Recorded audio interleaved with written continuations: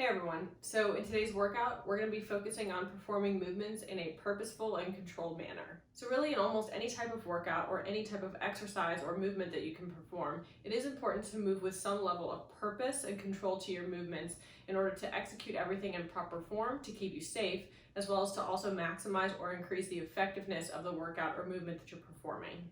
Moving with a sense of purpose keeps us mentally tuned into the workout we're doing. It keeps us in control of our body's movements. It keeps us mentally aware of how our body is moving through space and where our strengths and weaknesses are in terms of the movement itself and how we're performing it. Now, another added benefit of performing exercises in a purposeful manner, slowing down the movement to do it with more control, is that you're going to experience a greater amount of time under tension.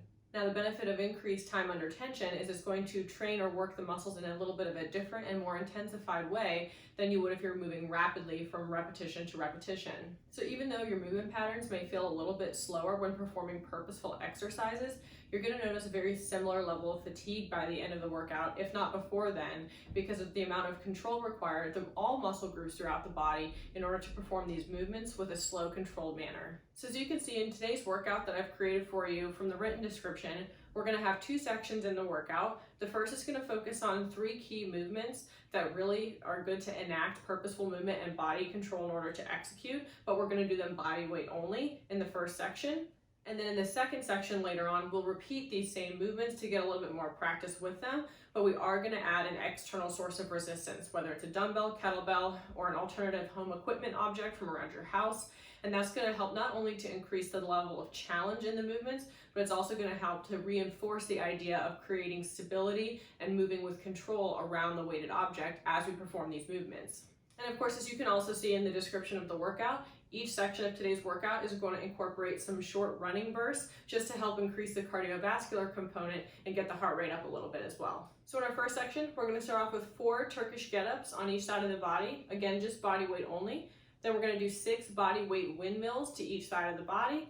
And then finally 8 single leg Romanian deadlifts on each side. Then at the end of each round of these body weight exercises, you're going to do your 200-meter run, which is equivalent to about 0.12 miles. So let's start off with those 4 Turkish get-ups on each side. Now, a Turkish get-up is a total body movement.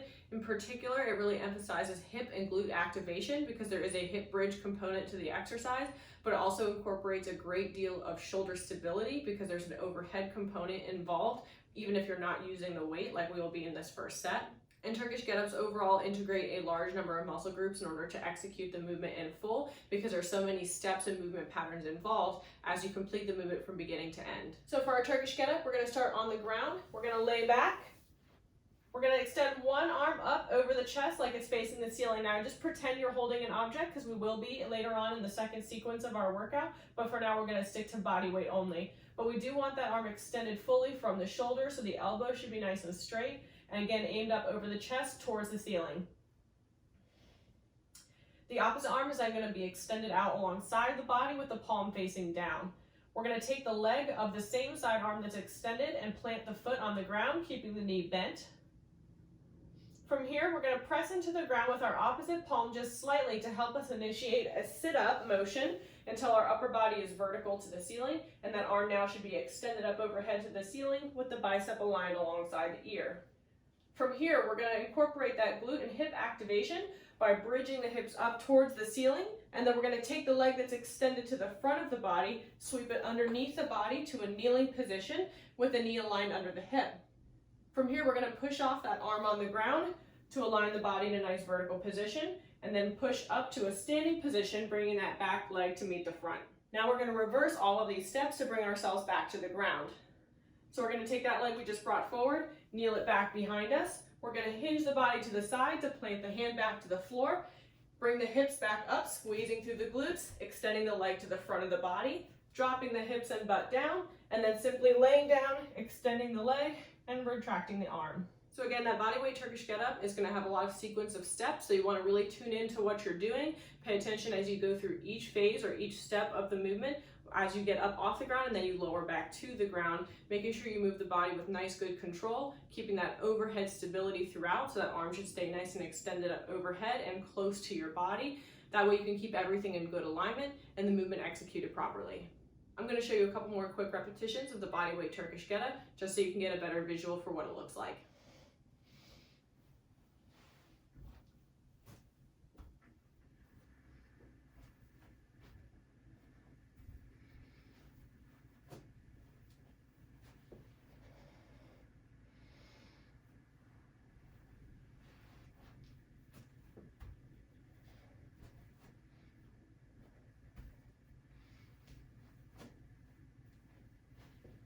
So next is our body weight windmill for 6 on each side. So body weight windmill is a great total body movement. It incorporates spinal and core rotation, so it's a good exercise to target the core, obliques, and lower back. It also incorporates a hip hinge motion, which helps to create hip activation as well as glute activation. And it's also good for lengthening or creating length and flexibility through the hamstrings and the backside or posterior side of the body. The other added element of windmills is that we also are creating an overhead stability component, similar to what we did with the Turkish getup, by holding a weight, or in this case, we're not going to hold weight yet, but holding the arm extended up overhead in a nice controlled position close to the body throughout the exercise. So I'm going to show you views of the windmill exercise from the front and from the side so you get a nice firm idea of what it will look like when you put it into practice.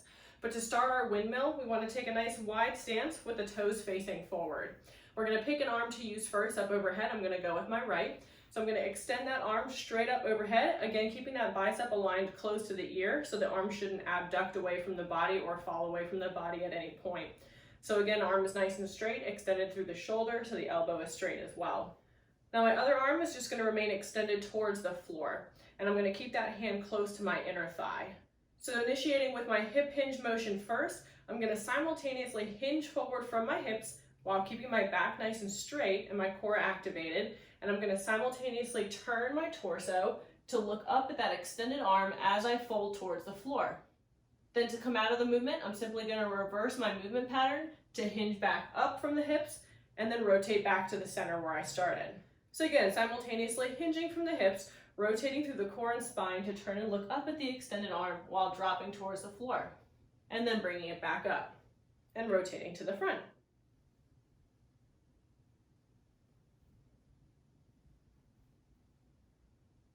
Now you may not have the flexibility or the mobility components to get all the way to the ground without either compensating by bending your knees or rounding your shoulders. If this is the case for you, then place something on the ground to create some kind of prop for elevation. So that way you're dropping your body only to the height, say it's right here, that you can accomplish in good form. And then you can slowly work your way down to creating more depth and more mobility in the movement with more practice. So showing you the windmill from the side now, again, nice wide stance, tall posture to start, extending one arm up overhead, other arm is going to be facing down towards the ground with the hand close to the inner thigh. Then we're going to initiate the movement by hinging from the hips first, and then simultaneously beginning to rotate the chest, core, and spine to turn and look up at that extended arm as the other arm drops down towards the floor. And then we're going to simply come back up, rotating back towards the front where we began.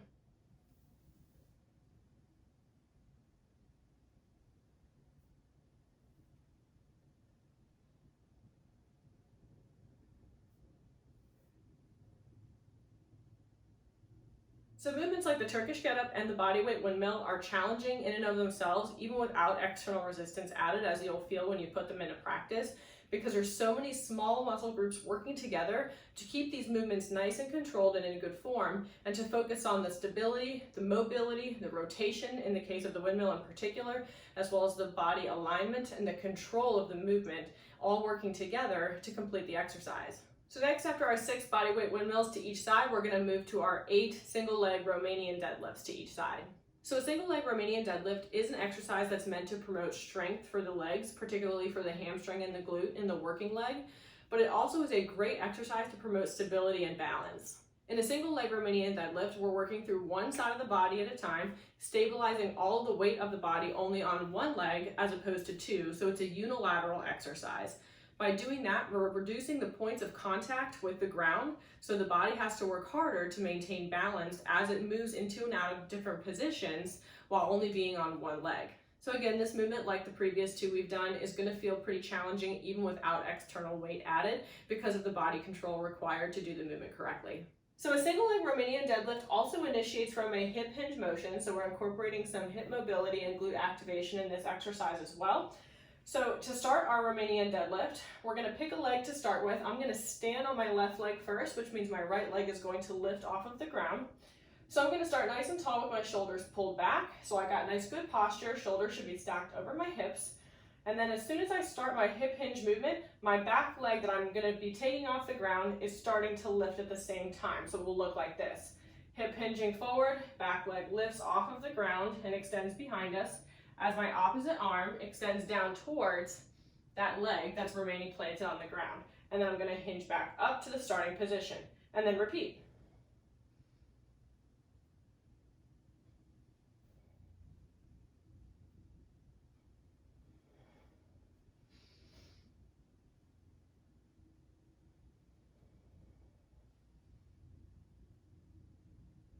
Part of what makes a single leg Romanian deadlift so challenging is that if you're executing it correctly, you're not allowing gravity to pull your upper body towards the floor. So you're not just dropping to the ground, you're slowly controlling that descent motion as you drop towards that foot.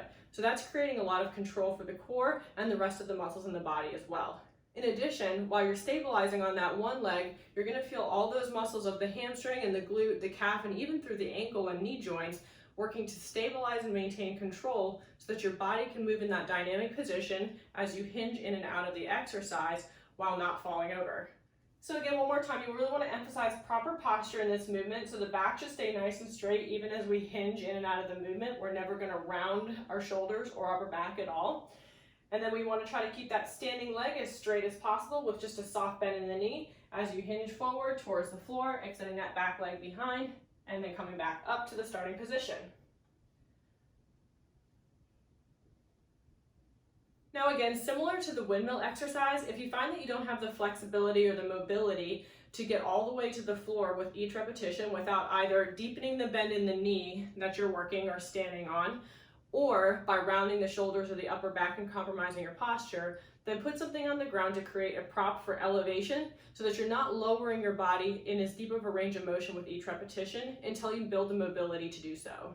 So I'm going to show an example. If I hinge from the hips and then say this is my deepest point of contact right here, I'm simply going to stop there and then control my ascent back up to the top. I'm not going to continue going down to the ground if it's going to compromise my form in any way.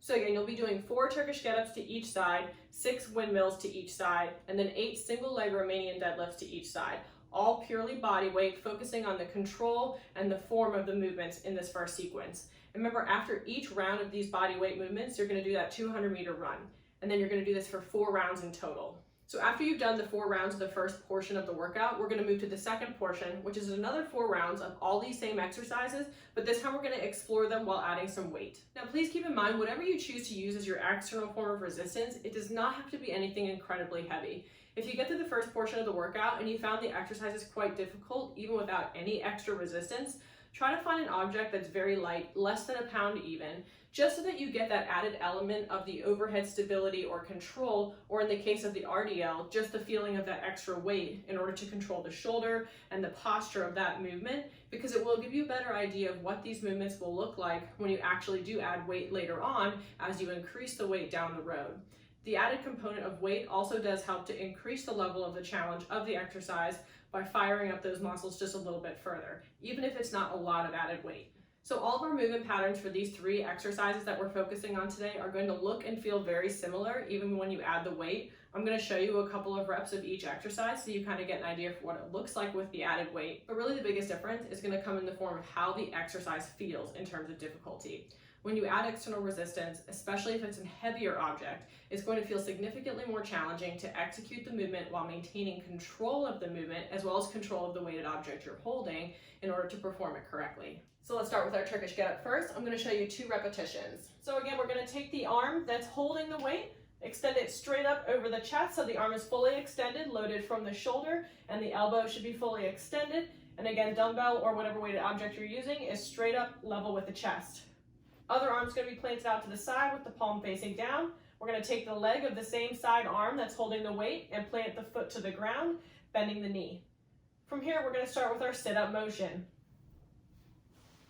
So we're bringing the upper body vertical to the ceiling and the arm should be fully extended up overhead. Next is our hip and glute activation. To bridge the hips up, bring the leg underneath the body to a kneeling position, and then we're going to bring the upper body vertical. Next, we're going to stand up, meeting that front leg at the top of the movement. From here, we're going to reverse the movement by bringing that first leg we just brought up back to a kneeling position, hinging to the side to plant the hand down to the ground. Then we're going to bridge the hips up to sweep that leg back to the front of the body, dropping the hips, and then slowly laying back down and relaxing the arm.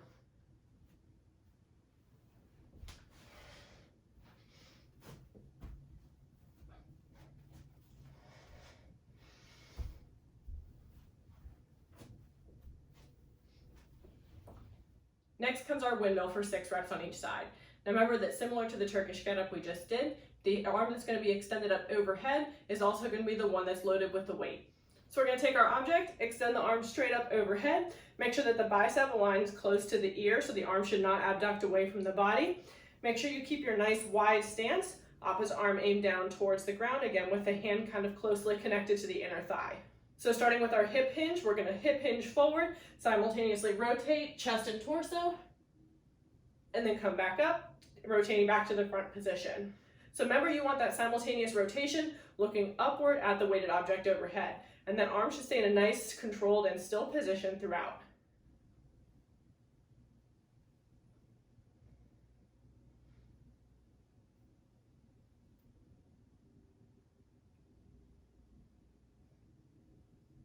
I'm going to show you an example of the weighted windmill from the side view as well.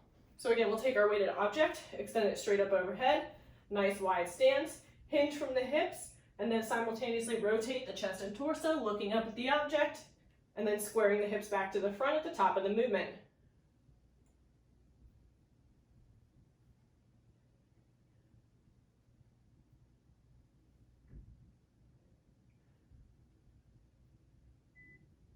So then last we have our 8 weighted single leg Romanian deadlifts to each side. Now the weighted object is going to be held in the hand that was reaching towards the opposite foot in the bodyweight example that we did earlier. All right, so to set up for our Romanian deadlift, we want a nice tall posture, so shoulders should be stacked over the hips. So remember, the arm that's holding the weight, that same side leg is the one that's going to lift behind us as we hip hinge forward into the movement. So initiating that hip hinge first, simultaneously lifting that back leg off the ground, dropping towards that front foot with the opposite arm, and then bringing it back up to the starting position.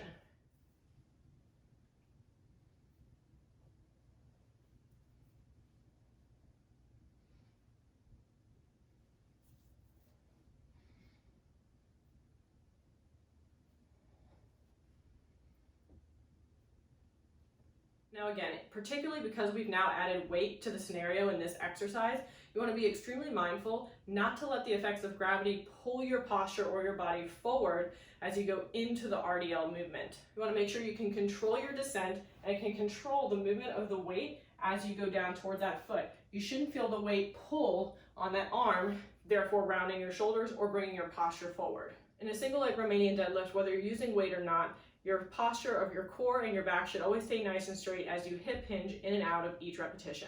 So again, one more time for these. Nice tall posture, hinging forward, back leg extends behind us, dropping the weighted arm towards that opposite foot at the bottom.